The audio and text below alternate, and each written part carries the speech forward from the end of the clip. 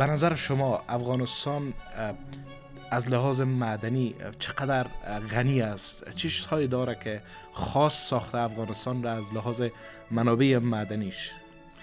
افغانستان یک کشوری است که به خاطر لایه‌های تکتونیک یا پلیت‌های زیرزمینی جیولوژیکی که به هم دیگه خیلی به یک شکل عجیب و غریب پیچیده شده و باعث ساخته شدن سلسله هندوکش در افغانستان شده، هر آن چیزی که در فکرت بگرده در این وطن پیدا میشه. به نظر شما پر اهمیت ترین از این سنگ ها، از این منابع کدام است؟ در دهه‌های اخیر مخصوصا بعد از سال 2000 فلزی بیشتر ارزش پیدا کرده که آینده تکنولوژی سبز در دست از او است. آینده هر چیز برقی که ما تو میبینیم، از این میکروفون شروع تا موبایل تا موتور برقی تا همه چیز وابسته به بطری هاست که عنصر اصلی بطری لیتیوم است. لیتیوم چی است و چرا یک باره کلیگ در مورد لیتیوم افغانستان حرف میزنه؟ چی داره این لیتیوم و در کجای به درد میخوره؟ لیتیوم در جدول دوره عناصر شماره 3 اتمی را داره، به نام طلای سفید مشهور است و سبکترین فلز جامد دنیاست. تکنولوژی سبز بدون برق، بدون بطری و مشخص بدون لیتیوم ناممکن است.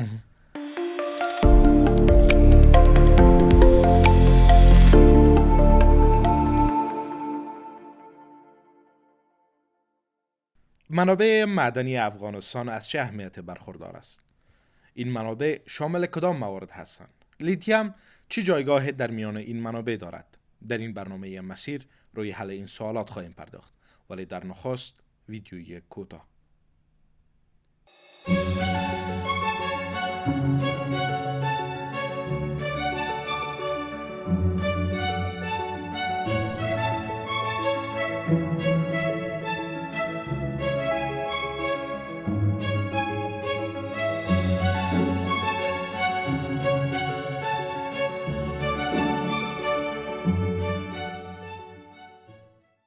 مهمان امروز برنامه مسیر جناب احمد فرزاد عبداللهی هستند، نویسنده و پژوهشگر. عبداللهی عزیز، خیلی خوش آمدید به برنامه امروز مسیر.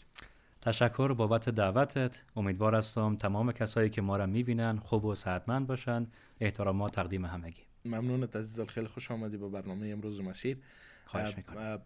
پیش از اینکه بالای سوالات برنامه بریم، میخوایم از خودت بشنوم که خودت چه کارهای انجام دادی، درس ها را به کجا رساندی و چه دستاوردهایی در زندگی داشتی؟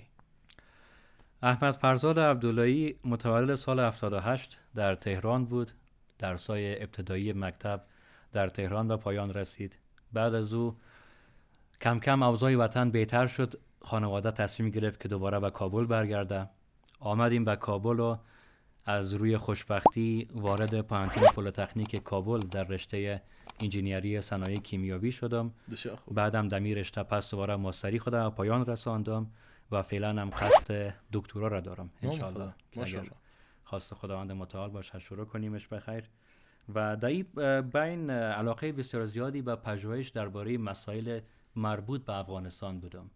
نمیفهم چرا از روزی که یادم میاد یک عشق علاقه خاصی نسبت به این وطن دارم و دوست داشتم درباره وضعیت ژئوپلیتیکی، جغرافیایی، دریاها، تاریخ و خلاصه هر چیزی که مربوط اجتماعی وطن میشه بیشتر بدانم و شروع کردم به پژوهش، کتاب نوشته کردن و مقاله نویسی راجع به مسائلی که مربوط به افغانستان است که فعلا یک چند جلد کتاب و یک چند مقاله در این مورد دارم. چند جلد کتاب شما تا فعلا نوشتین و آیا تمامش تنها در مورد موضوعات افغانستان است؟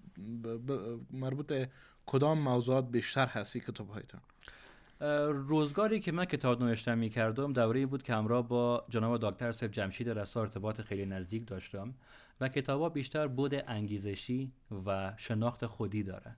البته یک چند جلدش هم هست که بیشتر درباره مسائل اجتماعی افغانستان بحث کرده، اما مقالات علمی مشخص درباره مسائل افغانستان است. تعداد کتابا رو نمیفهم درست، فکر می‌کنم یک 10-11 جلد شده باشه و مقالات علمی هم تعدادش دقیق نمیفهم ولی مطمئن هستم از 20 بالا رفته که در جای مختلف به نشر رسیده و آخرین مقاله هم که دیروز به نشر رسید در مجله پانتون البیرونی درباره صنایع تولیدی افغانستان است. ظرفیت از اینکه ما از منابع طبیعی خود چگونه میتونیم به خاطر ساختن صنعت‌های بزرگتر استفاده کنیم. البته شاید بعضیا بگوین که یک مسئله ایدئال و زیادتر ارمانگرایانه است، ولی به نظر من هر چیزی که فعلا به نظر ما ارمانگرایانه به نظر میرسه یک روز شاید به حقیقت تبدیل شود. ما چی بفهمیم؟ خیلی از چیزایی که یک زمانی گریگول مندر میگفت در اون زمان فقط یک آرمان بود ولی بعدها تبدیل به واقعیت شد. خیلی چیزایی که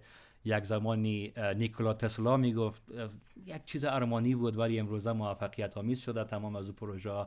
یا خیلی چیزایی که گالیله میگفت اصلا به خاطر افکارش کشته شد، شکنجه شد، خیلی مسیر بدی را سپری کرد، ولی امروزه کلش ما قبول داریم. من به این باور هستم خیلی چیزایی که من نوشته میکنم که از دید مردم آرمانی است یک روزی امکان داره که تبدیل به واقعیت شود. یعنی شما برای آینده نوشته میکنین بیشتر؟ شاید، و بیشتر به خاطر تغییر ذهن نوجوانا، کسایی که زیر 19 سال سن دارن.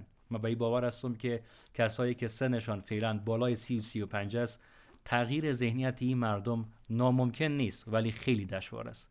اما اگر ما بتونیم یک ذهنیت کاملا جدید، پر از فکر روشنگرایانه، پر از نواندیشی‌های علمی در ذهن نوجوانای ما درست کنیم، مطمئن هستم که آینده وطن به دست از او ساخته خواهد شد. دقیقاً. شما زمانی که مقاله می نویسین آیا از نوشتن خود مقاله لذت میبرین و یا هم زمانی که کتاب می نوشین؟ فکر میکنم مقاله. چرا؟ به خاطر از اینکه مقاله خیلی خلاصه است. یعنی مستقیم میره سر ابسترکت، مستقیم میره سر چکیده موضوع و مقاله ها معمولا بیشتر از 15-16 صفحه نمی باشن ولی به اندازه یک کتاب حرف برای گفتن دارن. و در کتابا معمولا تو مجبور هستی حاشیه روی زیاد کنی، مقدمه چینی زیاد کنی، سر یک موضوع از جای دور آهسته آهسته بیایی و متمرکز شوی سر اصل موضوع. ولی در مقاله ای گپ نیست، مستقیم باید سر اصل مطلب بری. اصل گپ در مقاله بگو. عبدالله عزیز، قسمی که در شروع بعضی سوالات را مطرح کردیم، بیشتر ما در برنامه امروز بالای معادن خواهیم پیچید، معادنی که در افغانستان است. من سوال اول میره بپرسم که به نظر شما افغانستان از لحاظ معدنی چقدر غنی است؟ چه چیزهایی داره که خاص ساخته افغانستان را از لحاظ منابع معدنیش؟ افغانستان یک کشوری است که به خاطر لایه‌های تکتونیک یا پلیت‌های زیرزمینی جیولوژیکی که به هم دیگه خیلی به یک شکل عجیب و غریب پیچیده شده و باعث ساخته شدن سلسله هندوکش در افغانستان شده، هر آن چیزی که در فکرت بگرده در این وطن پیدا میشه. بعضیا میگن که در افغانستان فقط کوه است، در کوه چی میخوای پیدا کنی؟ هیچ چیز ساخته نمیشه. اما باور کنین که این کوه یک فرصت برای افغانستان درست کرده. یک نعمت خیلی بزرگ است. سلسله هندوکش جایی است که بسیاری از سنگ‌های طبیعی افغانستان تولد شدن. اطراف هندوکش صحراهایی که وجود داره جایی است که بزرگترین منابع نفتی و گازی پیدا شده.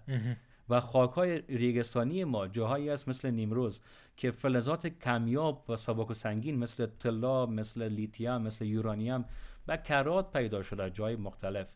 من فکر میکنم موقعیت جیولوژیکی که این وطن داره که از دیدگاه بعضی کسا فقط یک کشور مهاد و خشک است و کوهستان است یا نه، من فکر میکنم این موقعیت جیولوژیکی باعث شده که بسیاری از سنگ‌های قیمتی و معادنی که آینده ای وطن میتونه توسط از رقم بخوره، سرنوشت کلا تغییر کنه، به وجود بیاید. و ما با پاسخ سوالتان که در این وطن چه چیزایی پیدا میشه، از فلزات و سبک و سنگین شروع تا منابع نفتی و گاز طبیعی و گازهای مختلف دیگه که حالا گاز طبیعی هم نیستن مثل پروپان و بیوتان، تا سنگ‌های مختلف قیمتی و غیر قیمتی. حالا سنگ‌های صنعتی هم ما کم نداریم مثل کوارتز، مثل فلدسپار، مثل مرمر و خیلی چیزهای دیگه که مطمئن هستم در لابلای پرسش‌های شما بیشتر درباره شما میتونیم. شما در مورد سلسله کوه‌های هندوکش گفتین که یکی از به نظر شما یکی از دلایل سنگ‌ها و این معدنیات خود سلسله کوه‌های هندوکش است. به نظر شما در امتداد از این کوه‌ها در دیگر کشورهای مثل پاکستان و هندوستان و چین و به شکل نیپال، دیگر کشورها تاثیرات خود داشته؟ یعنی به این شکل منابع وجود داره یا تنها منابع در افغانستان خلاصه شده؟ خب اگر از چترال شروع کنیم، منطقه پاکستان که ادامه داشته این سلسله تا به منطقه مراکز افغانستان مثل دایکندی و بامیان، و اگر از طرف شمال بریم که ادامه پیدا کرده تا منطقه کشمیر، جای دیگه، بله تقریبا خواص جیولوژیکی تمام این ساحه یکسان توسط جیولوژیستا سروی شده و بررسی شده. ولی خب طبیعتا هر قسمت نظر به شرایط محیطی که داره، فشار اتمسفری که به اونجا وارد شده، آب و هوایی که داره و از همه مهمتر ارتفاعی که از سطح بحر داره، باعث شده که خواص سنگای اون منطقه کاملا تغییر کنه. ولی بله تمام این منطقه تا چترال تا منطقه کشمیر دارای انواع مختلف منابع طبیعی است. بسیار خوب. و به نظر شما پر اهمیت ترین از این سنگ ها، از این منابع کدام است در میان از این منابع مختلفی که شما گفتین؟ این شرایط تعیین میکنه. مثلا اگر ما به دوره تمدن‌های بشر نگاه کنیم، یک زمانی بود عصر حجر بود، عصر سنگ بود. مهمترین چیز در دنیا فقط سنگ بود. بعد از او برنز شد، مهمترین چیز قلعه و مس شد که الیاژ برنز را ساختن. دوره آهن شد و به این شکل تا که به سالهای 1880 و این وقتا میرسیم که جیمز وات آمد ماشین بخار را اختراع کرد و بعد از او دنیا از طرف زراعت به یک بارگی پیچید به طرف صنعت و او زمان بود که فولاد از همه چیز کرده بیشتر ارزش پیدا کرد، زغال سنگ ارزش پیدا کرد و در دهه‌های اخیر مخصوصا بعد از سال 2000 فلزی بیشتر ارزش پیدا کرده که آینده تکنولوژی سبز در دست از او است. آینده هر چیز برقی که ما تو می‌بینیم، از این میکروفون شروع تا موبایل تا موتور برقی تا همه چیز وابسته به بطری هاست که عنصر اصلی بطری لیتیوم است. من فکر میکنم در شرایط فعلی عنصر لیتیوم با ارزشترین عنصر افغانستان است. قسمی که در سروی‌های جیولوژیکی گفته شده که از جمله حالا 3 تریلیون دلار یا کم و بیش معادن افغانستان را که ارزیابی میکنن، 1.5 تریلیون از این فقط لیتیوم است.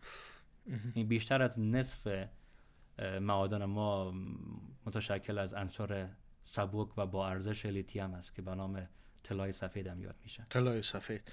و شما فکر نمیکنین که این معادنی که در افغانستان هست یا لیتیوم که شما گفتین بعد از سال 2000 بسیار با ارزش شد، یک بدبختی را برای مردم افغانستان ایجاد کرده، بیشتر به یک موضوعی باشه که باعث خوشبختیشون شد؟ ببینید ما 2 سناریو داریم، یکی سناریوی مثبت‌گرایانه و یک سناریوی کاملا منفی و خصمانه نسبت به معادن افغانستان. اگر به سیاست‌های امپریالیسم کشورهای دیگه ببینیم، مخصوصا انگلیس و فرانسه در طول تاریخ، متوجه میشین که این مردم فقط دنبال منابع مختلف بودین. مثلا وقتی میدن در افریقای جنوبی طلا زیاد است یا الماس زیاد است، میرفتن به یک بهانه اونجا را تسخیر میکردن، منابعش را میگرفتن. ولی اگر مشخص سر سناریوی مثبت‌گرایانه ببینیم، بله میتونه این معادن سرنوشت افغانستان بالکل تغییر بده، چنانچه سرنوشت خیلی از کشورهای دیگر را تغییر داد. شیلی، آرژانتین قبل از اینکه معادن لیتیوم خود را شناسایی کنن هیچ چیزی نبودن، ولی امروزه حداقل در سطح متوسط استانداردهای زندگی مردمش داره زندگی میکنه. یا کشورهای عرب قبل از اینکه متوجه نفت خود شوند یک صحرای خشک و بیابلف بودن، ولی با مدیریت درست دانستن به اونجا برسن. مشخص میایم سر سوال شما که به نظر شما این میتونه یک دلیلی برای خوشبختی افغانستان باشه یا دلیلی برای بدبختی. هر دو سناریو ممکن است و این مشخص وابسته به قضیه است که چگونه ما برنامه‌ریزی میکنیم. به خاطر این مسئله اگر برنامه‌ریزی درست داشته باشیم طبیعتاً که مثل کشورهای عرب میشیم، مثل شیلی و آرژانتین میشیم. اما اگر برنامه‌ریزی درست نشه احتمال از اینکه باز دوباره تبدیل به یک میدان جنگ نیابتی شویم وجود داره. چرا نه؟ و به اون شکل حالا خب قسمی که در فضای مجازی امروزه ما میبینیم که معدن‌های طلا در بدخشان، در تخاردهی ولایت بسیار رشد کرده، بالخصوص مردم دنبال از این هستن که معادن را استخراج کنن. حتی باعث ازی شده که جنگ بخیزه، مردم یک برخورد با هم دیگر داشته باشه متاسفانه. و بعضی ها حتی میگن که در این 20 سال یکی از دلایل وجود بعضی کشورها در افغانستان ممکن منابع طبیعی بوده باشه، اگر طرفهای جنوب کشور بوده باشه به خاطر یورانیم که در اون قسمت ها وجود داشته. آیا در افغانستان یورانیم وجود داره؟ بله، یورانیم وجود داره و مسئله‌ای که پیشتر شما یاد کردین خیلی مرتبط به این مسئله هم هست. معدن‌ها در طول تاریخ همیشه آسان‌ترین راه به خاطر درآمد بوده و وقتی که ما متوجه میشیم در تاریخ افغانستان که به غیر از حالا 4-5 سال گذشته تقریبا ما 40 سال متواتر جنگ داشتیم در این کشور و جنگ طبیعتاً که مصرف کار داره و این مصارف در کشوری مثل افغانستان که معادن روباز خیلی زیادی داره، یعنی معادنی که نیاز به پروسس خیلی پیچیده ندارن. مثلا فرض مثال اگر ما میخوایم نفت و گاز را از دل زمین استخراج کنیم، بعد از استخراج هیچ کدام ارزش خاصی ندارن اون نفت خام یا اون گاز غیر تصفیه شده. ما باید او را ببریم به تصفیه خانه، به صنایع پتروشیمی، هایدروکراکینگ داره، تصفیه هیدروژنی داره، یک عالم پروسس های خیلی پیچیده داره که بعد از او تبدیل میشه به یک ماده قابل فروش. اما خیلی از عناصرهای افغانستان است که به این شکل نیست. مثلا فرض مثال سنگای قیمتی ما، لاجورد، یاقوت، زمرد یا خیلی تورمالین، چیزهای دیگه که فقط از استخراج به مصرف میرن. نهایتا پروسسش است که یک مقداری شکل میتن بر از او. یا فرض مثال زغال سنگ.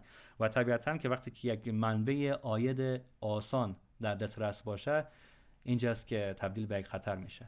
یورانیم هم دقیقاً همونطور یک چیزی است. یورانیم به شکل خالص و مستقیم قابل استفاده نیست. نیاز به چیز داره، پروسس بسیار پیچیده. ما یورانیم هم میگیریم، تبدیل به کیک زرد میکنیم، از کیک زرد تبدیل به یورانیم هگزافلوراید میکنیم، از اونجا تبدیل به بسیار کارهای دیگه که در سنتریفیوژ بره و بعد از اون تازه ما میتونیم آماده غنی سازی کنیمشون. چون اصلا اگر یورانیم را ما بحث میکنیم، مطلب ما از خود یورانیم نیست. خود یورانیم به تنهایی خود هیچ ارزشی نداره. یک قسمت خیلی کوچک یورانیم است که اگر من اشتباه نکنم یورانیم 238 است نمبر کتلویش، که اگر من اشتباه نگویم که کیمیادانای عزیز سرم کار نشن. ما باید از یورانیم خالص، یورانیم غنی شده را که 238 است به دست بیاریم. یک پروسه خیلی پیچیده داره این مسئله. با اون اساس یورانیمی که در افغانستان است، من باور ندارم که تا 20 سال 30 سال بعدی هم ما توانایی پروسس از یورانیم پیدا کنیم.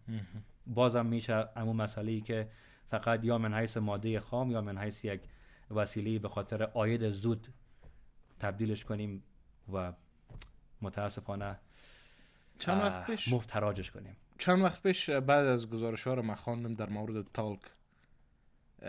تالک را از افغانستان بعضی از گروه‌ها می‌گرفتن، انتقال می‌دادن به پاکستان، از پاکستان روانش می‌کردن به گپ عامیانه ما پودر و شتک میگیم تالک، ولی در بعضی از صنایع دیگه هم بسیار استفاده میشه خود تالک افغانستان چقدر با ارزش است به نظر شما و در کدام موارد ما میتونیم از تالک استفاده کنیم؟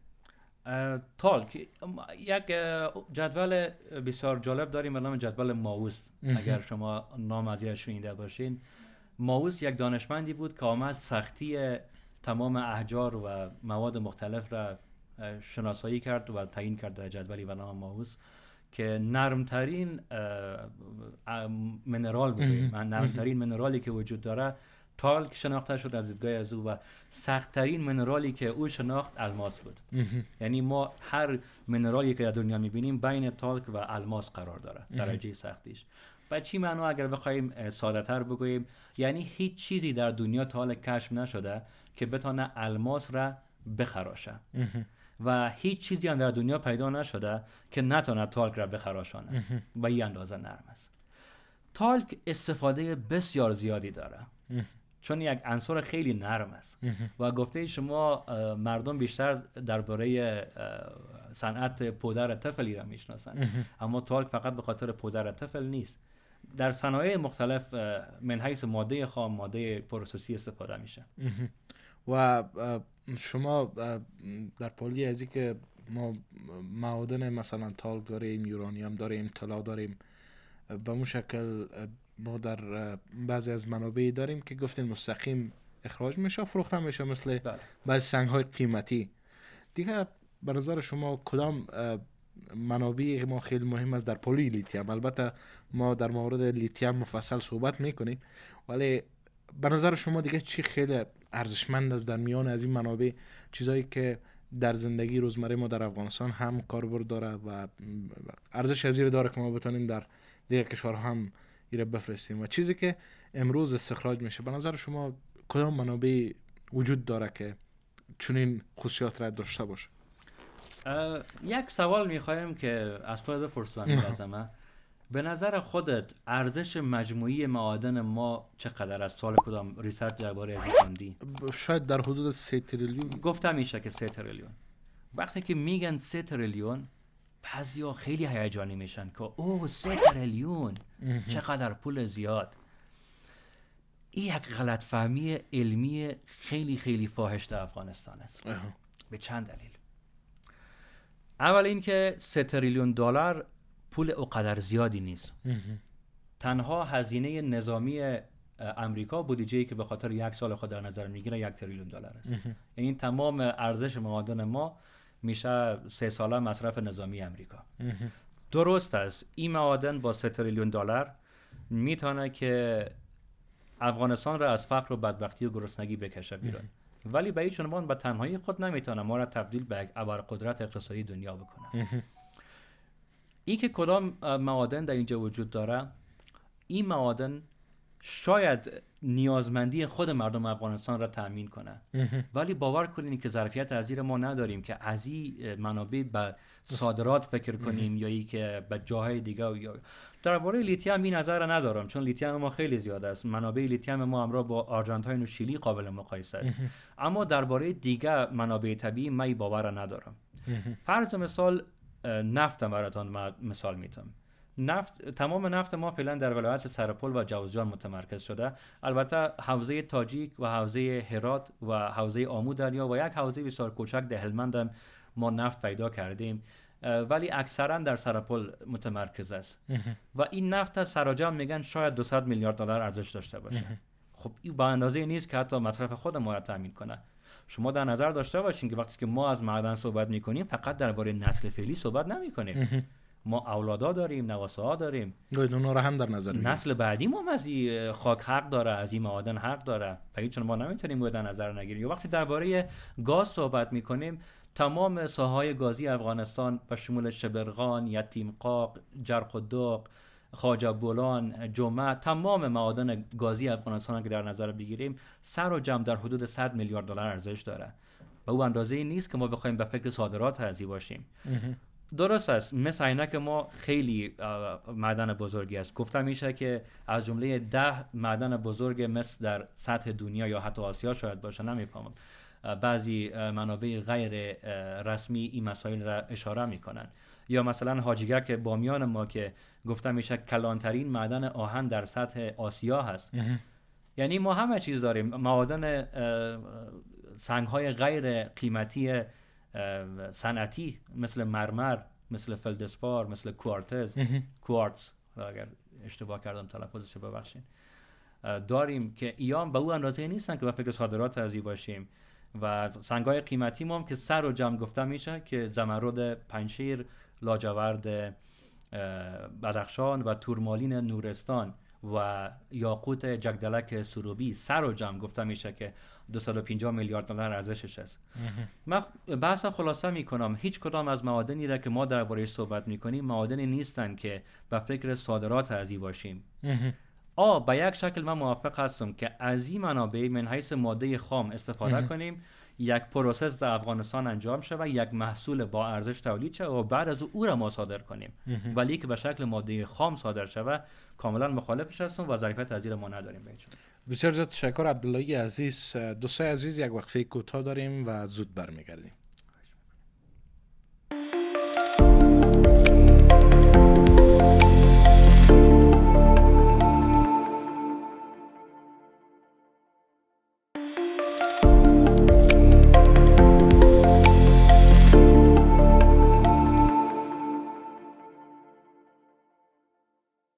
دوباره خوش آمدید به نهای عزیز.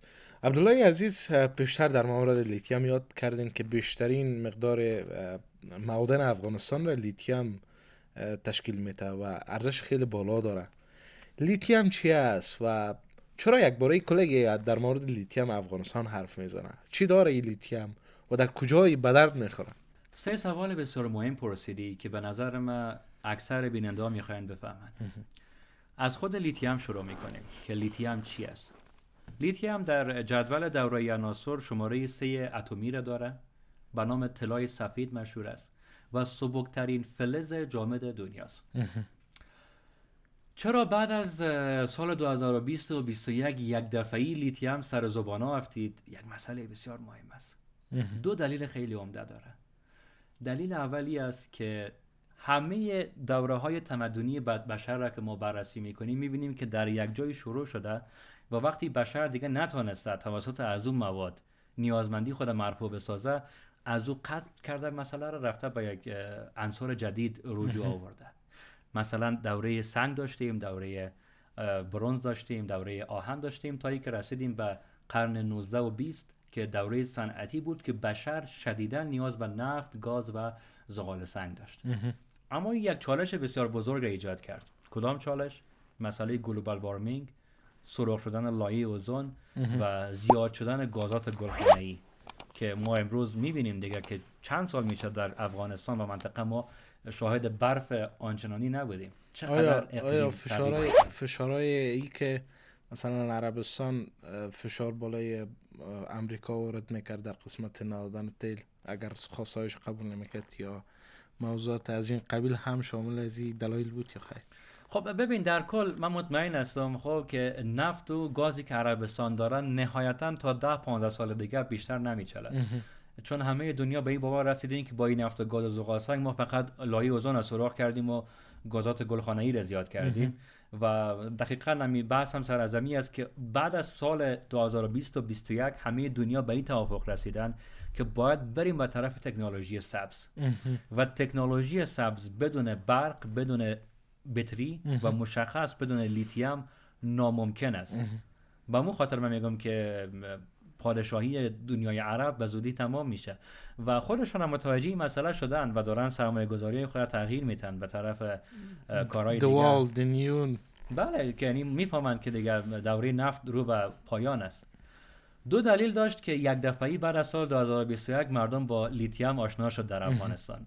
اولی که همه دنیا فعلا دنبال تکنولوژی سبز هستن و به این توافق رساندن. همگی در فرانسه توافق نامه‌ای را امضا کردن که تا قبل از سال 2035 باید موتورهای هایبرید زیاد شود، باید تکنولوژی ها کاملا سبز شود، فابریکایی که از زغال سنگ استفاده میکنه بالکل باید صفر شود و میزان تولیدی گازهای گلخانه‌ای تقریبا به 10% در دنیا کاهش پیدا کنه. خب یک دلیل، خب بدون شک وقتی که نیازمندی به یک چیزی پیدا میشه خب مشهور میشه. و دوم دلیلی که دفعه آخری که درباره معادن افغانستان ریسرچ انجام شده بود برمیگرده به 20 یا 30 سال گذشته. دوره و قدر از زیاد تمرکز سر لیتیم نبوده و لیتیم افغانستان و قدر از زیاد در چشمم نمی آمد. ولی بعد از 2021 که تحقیقات انجام شد متوجه شدن که نه، در غزنی، نیمروز و هرات به اندازه لیتیم وجود داره که ما میتونیم میره با معادن شیلی و آرژانتین و بولیوی مقایسه کنیمش. اونجا بود که یک دفعی لیتیم در افغانستان خیلی شهرت پیدا کرد، خبرگزاری‌ها، رسانه‌ها، خبرها، همه چیز درباره لیتیم صحبت کرد.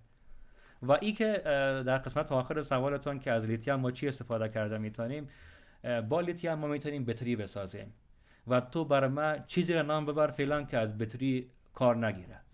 همه چیز وابسته به بطری است. از موتور شروع تا تیاره تا میکروفون تا کامera تا همه چیز.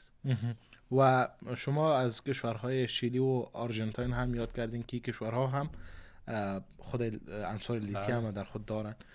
چقدر شما به این فکر هستین که ما از لحاظ پیشرفت و سطح کشورهای شیلی و آرژانتین بتونیم برسیم و آیا این کشورها هم به شکل درست پیشرفت کردن یا باز هم به دست بازی سیاسی به خاطر منابع لیتیمشون گرفته شده؟ 2 کشور که منبع خیلی بزرگ لیتیم هم هست، یکی بولیوی یکی شیلی یا چیلی که برش میگن بعضیا.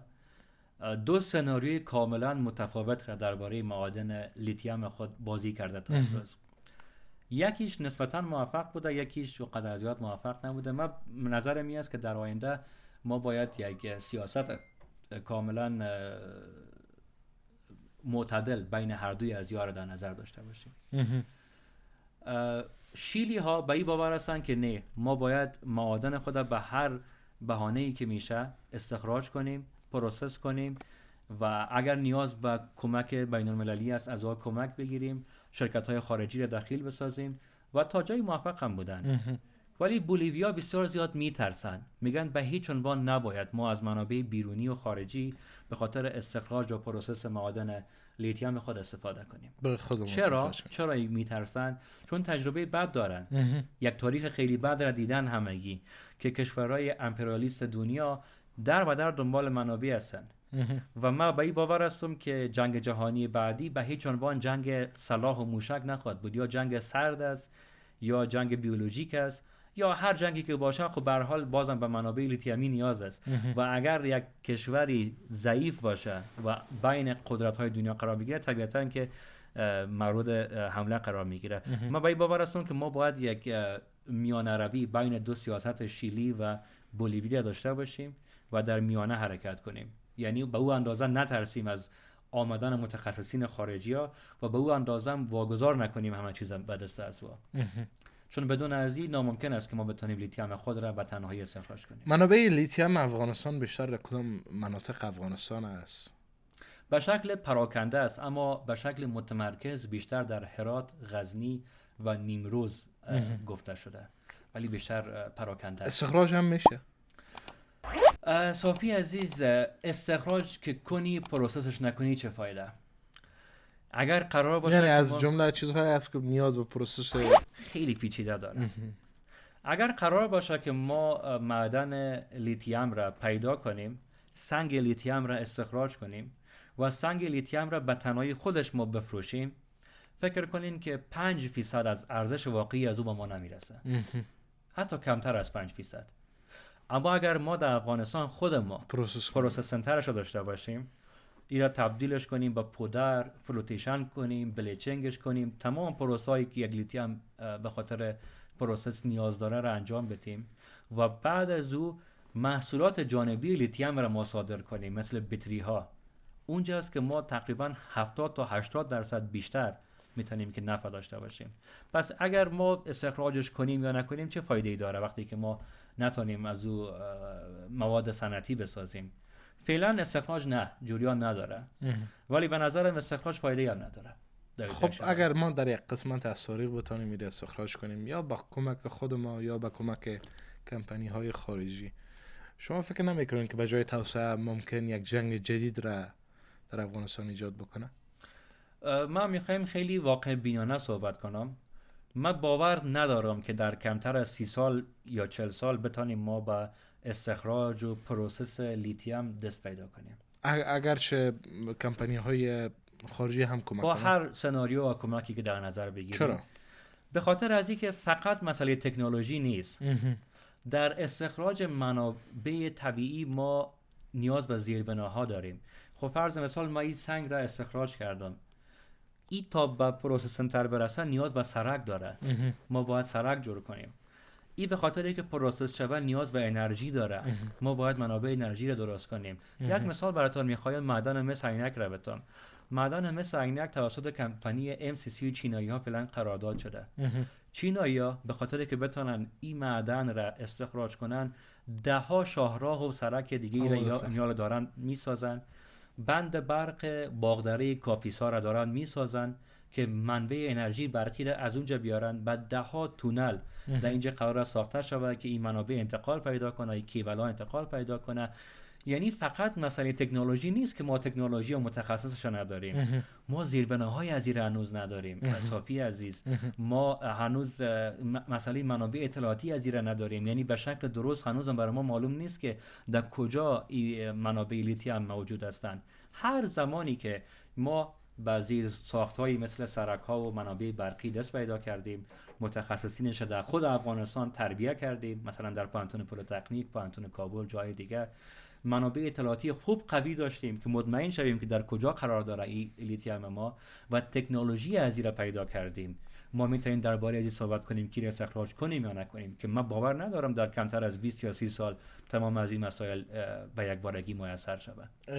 کارهای مقدماتی هم به نظر صورت نگرفته در این مدت در بخاطر استخراج لیتیوم؟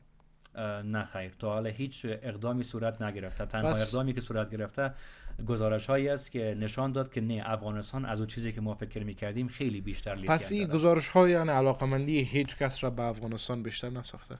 چطور نه؟ خیلی زیاد علاقمند ساخته. شما میبینید کمپانی MCC چین از کجا آمده به خاطر اطلاع مثل عینک و حتی دهی اواخر. نه منظورم تنها لیتیوم است.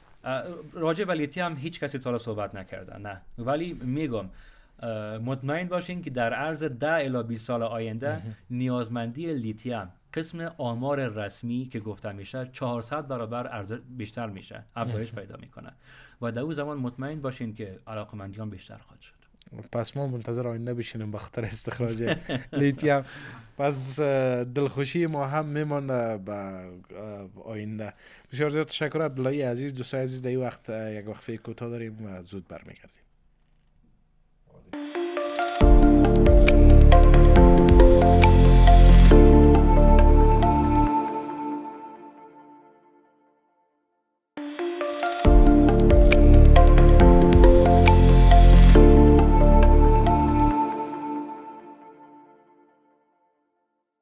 دوباره خوش آمدین بیننده های عزیز. عبدالله عزیز، ممکن که به مخاطبان یک سوال پیش بیاید که شما در مورد لیتیوم صحبت کردین.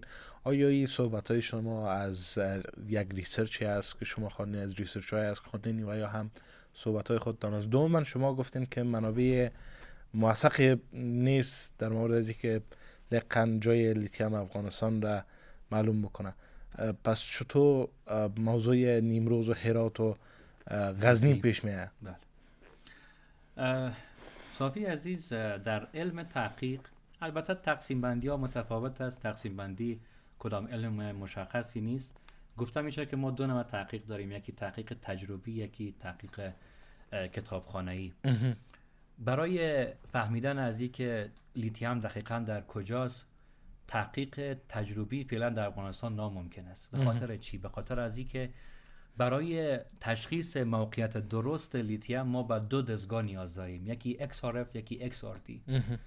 XRF و XRD مدل‌های مختلف داره. مدل‌های ساده ترشه در وزارت معدن در افغانستان فعلا ما داریم.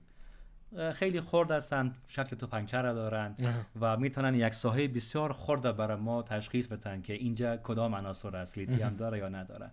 ولی او XRF و XRD های خیلی بزرگی که هست فعلا ما در افغانستان نداریم.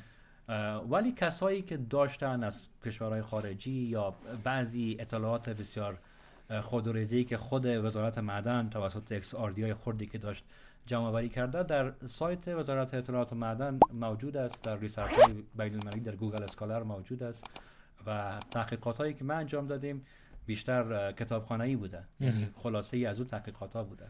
و مسئله دیگه اینجاست که به صورت عموم علم کاوشگری یا جستجوگری معادن بسیار بزرگ است و حتی با پیشرفته ترین دستگاه های دنیا بعضی وقتا یک عنصر تشخیص نمیشه و بعدها به شکل اتفاقی پیدا میشه. ما ایرا داشتیم مثلا در مس عینک سالها به این باور بودن که اینجا فقط مس است، ولی با وجودی که شاید با صدها بار XRF، XRD تست‌های مختلف در اونجا انجام شده باشه، ولی تازه چند سالی است که متوجه شدن که نه، در اینجا فقط مس نیست، بسیار چیزهای دیگه هم هست.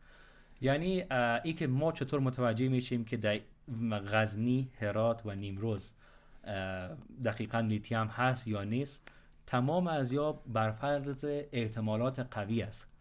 چون ما هنوز گفته شما با کدام اطلاعات خیلی قوی، تکنولوژی خیلی قوی وارد میدان افغانستان نشدیم. ولی چیزی را که اطمینان کامل داریم ای است که در غزنی، در نیمروز و در هرات هر زمانی که تحقیقات درست انجام شود نسبت به دیگر جای افغانستان لیتیم بیشتری پیدا خواهد شد. این از روی چی میگن؟ از روی این میگن که مقدار خاکی را که از این مناطق گرفتن در اکسارف تشعشعات بیشتری را تولید کرده. پس تخمین کیمیادانا و کسایی که در بخش جیوساینس میفهمن ای است که نه در اینی سه قسمت احتمالی که باشه خیلی بیشتر است نسبت به دیگران. صافی عزیز، زمانی که ما خاک یک منطقه را میگیریم میریم در دستگاه اکسارف میتیم، یک مکانیزم بسیار جالب داره در اینجا. ما شعاع اکس ری به او خاک یا به اون نمونه وارد میکنیم. در اثر شعاع اکسی که وارد میشه یک مقدار انرژی الکترونی در بین اتمایی که در اونجا وجود داره، هر عنصری که هست آزاد میشه و الکترون‌ها جای خود تغییر میدن. این مقدار انرژی که آزاد میشه دانشمندان تحقیق کردن و میفهمن که برای هر عنصر دقیقاً چه مقدار انرژی آزاد میشه. این دقیقاً مثل اثر انگشتی که از هر انسان متفاوت است. شعاع اکسی که از هر عنصر خارج میشم از کاملا مشخص و متفاوت است. یعنی ما در هر شرایطی که کار انجام بدیم بازم نتیجه یکسان میگیریم. این حال مثلا فرض مثال ما یک نمونه را میگیریم در اکسارف میندازیم، میبینیم که 80% شعاعات برای ما سیگنال لیتیم هم میده. مثلا 20% یا 10% مثلا فرض مثال کلسیم است یا فلزات دیگه صنعتی که وجود داره، ونادیم است، چیزای دیگه. پس ما وقتی که نمونه دیگه را میگیریم میبینیم که نه در این نمونه مثلا 20% سیگنال لیتیم را داریم. پس تخمین یک محقق به این میشه که نه در این مناطق مقدار لیتیم بیشتر است. بسیار زیاد تشکر. عبدالله عزیز، در قسمت از برنامه ما یک گیم را بازی میکنیم. گیم قسمی است که ما دو انتخاب رو براتون قرار میدیم از کاشفین و مخترعان.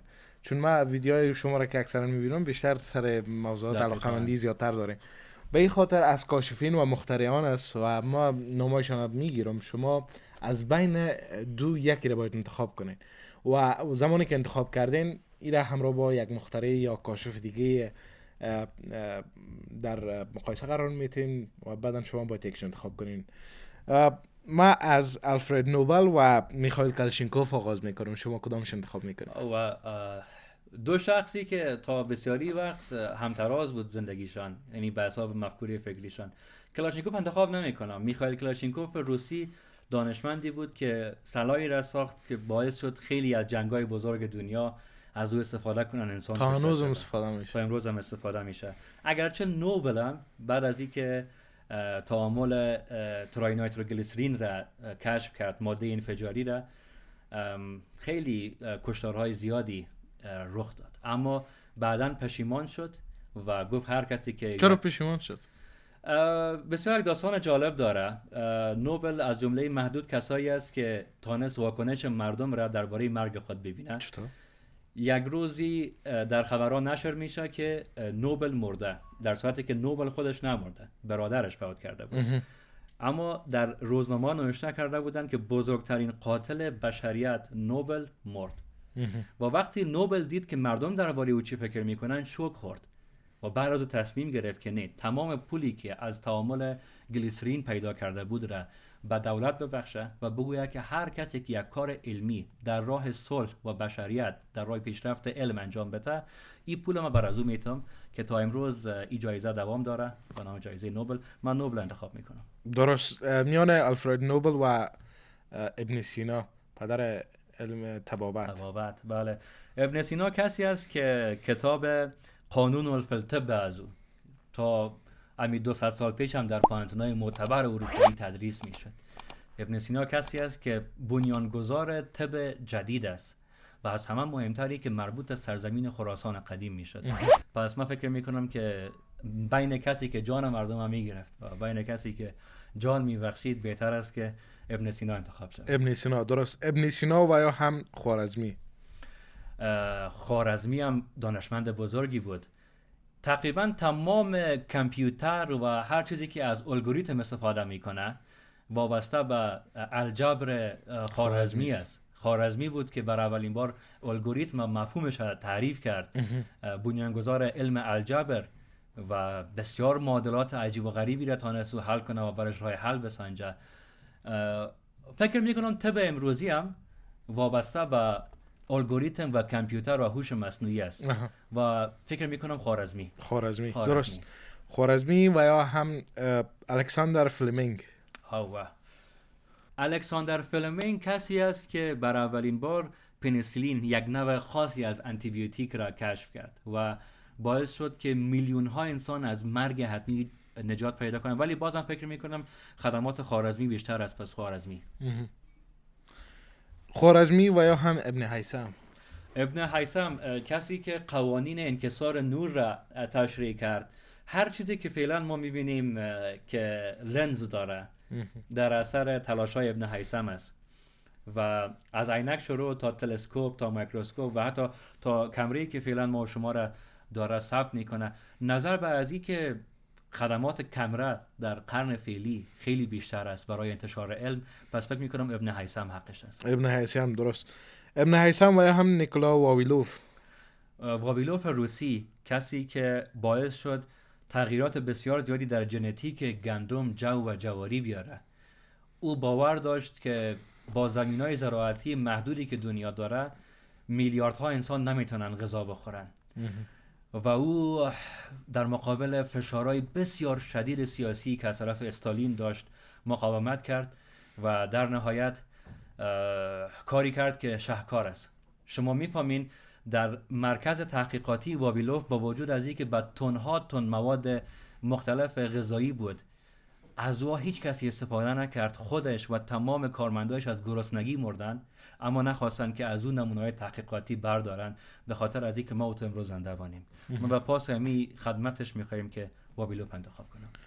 درست. الکساندر نیکولا واویلوف یا هم نیوتن. نیوتن پدر علم فیزیک کلاسیک است، علم فیزیک جدید و اگرچه نیوتن خدمات خیلی زیادی برای فیزیک انجام داد، بنیانگذارش بود، ولی اگر امروز نیوتن زنده باشه به هیچ عنوان از علم فیزیک سر در نمیاره.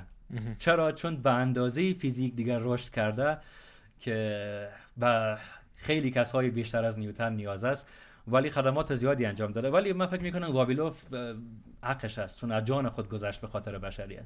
درست. واویلوف یا هم انشتین. آلبرت انشتین با نسبیتی که تعریف کرد، این مساوی میشه به MC مربع، دنیا را اصلا یک تعریف جدیدی از فیزیک برای دنیا داد. دنیا به یک طرف دیگر روان بود، انشتین با جسارت کامل دنیای فیزیک به یک طرف دیگر برد با نظریه نسبیت. فکر کنم انشتین درست. و انشتین و هم رابرت اوپنهایمر پدر بمب اتم. چقدر خوب یا با هم مچ خوردن به خدا. چون انشتین و روبرت اوپنهایمر یک دوستی بسیار عجیب و غریب داشتن با هم دیگه. اگرچه گفته میشه که انشتین بنیان کار ساخت بمب اتم را گذاشت و حتی در بعضی نظریه ها گفته میشه که انشتین بارها به اوپنهایمر هشدار داد که در راهی که بمب اتم ساخته میشه حرکت نکو، ولی اوپنهایمر میگه گوش نکرد به گفت انشتین و به هر حال با تیمی که جور کرد که بسیار دانشمندای بزرگ در وقت در تیم اوپنهایمر بودن به شمول هایزنبرگ در تیم اوپنهایمر کار میکرد، موفق شد که برای اولین بار بمب اتمی رو بسازه. نمیفهمم ولی فکر میکنم که اگر بمب اتم هم ساخته شد بازم نظریه اصلی از طرف انشتین بود. درست. انشتین و یا هم یکی از عالمایی که من خیلی دوستش دارم، نیکولا تسلا. بدون شک نیکولا تسلا. یعنی اصلا نیکولا تسلا در یک دنیا با اختلاف بسیار زیاد امکان نداره که به نظر من مقایسه شه. اصلا قابل مقایسه نیست به نظر من. نیکولا تسلا را در درجه اول کل از دوست دارم. اگرچه بین ادیسون و تسلا اختلافات زیادی است و من فکر میکنم بیشتر از وا امروزا مردم درباره از زیاد گپ میزنن ولی تسلا کسی بود که جریان برق ایسی را اختراع کرد و امروزه چی است که از برق ایسی کار نمیگیره؟ همه چیز وابسته به برق زنده است و در کل خدمات تسلا غیر قابل توصیف از در چند دقیقه. تسلا درست. و من حیث آخرین دو دانشمند نیکولا تسلا و هم ماری کیوری. خیلی سخت است. اگر قرار می بود برای ما ایتا سوال میپرسیدی که در بین آقایان چه کسی، میگفتم 100% تسلا. اگر میگفتی در بین خب بیا خانم‌ها امیر چه هم کسی، رقم میکنیم بین آقایان و شما نیکولا تسلا رو انتخاب کردین. ماری کیوری رو چرا انتخاب میکنین در بین بانوان، در بین بانوانی که کاشف بودن و مخترع بودن و دانشمند بودن؟ ماری کوری از جان خود مایه گذاشت به خاطر علم. چرا؟ بارها به نام جادوگر خوانده شد.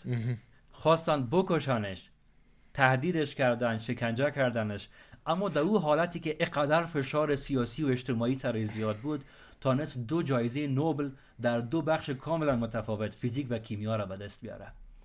و شما شاید بفهمین که یک قسمت بسیار زیاد تشعشعات رادیواکتیوی که امروز ما رو استفاده میکنیم از برکت تلاش های ماری کوری است. دقیق.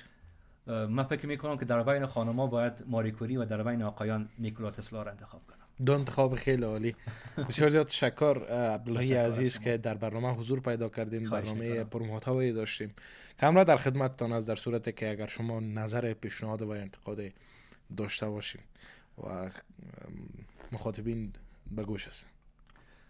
2 موضوعی را که همیشه سالهای سال است در تریبون‌های مختلف، در رسانه‌های مختلف گفتیم، بازم تکرار میکنم. اگر آرمان افغانستان پیشرفته، متمدن، خیلی خیلی بزرگ و رویایی را داریم، فقط با 2 چیز امکان داره: با اتحاد، همدیگر پذیری و از همه مهمتر با فرا گرفتن دانش روز، که دانش روز امروزه مستقیم با هوش مصنوعی تعریف میشه. اگر میخواین افغانستان پیشرفته داشته باشیم، لطفاً دنبال هوش مصنوعی باشین، با جزئیات و با حاشیه‌ها کار نداشته باشین و همدیگر پذیری را قوت ببخشین. چه پیام زیبایی.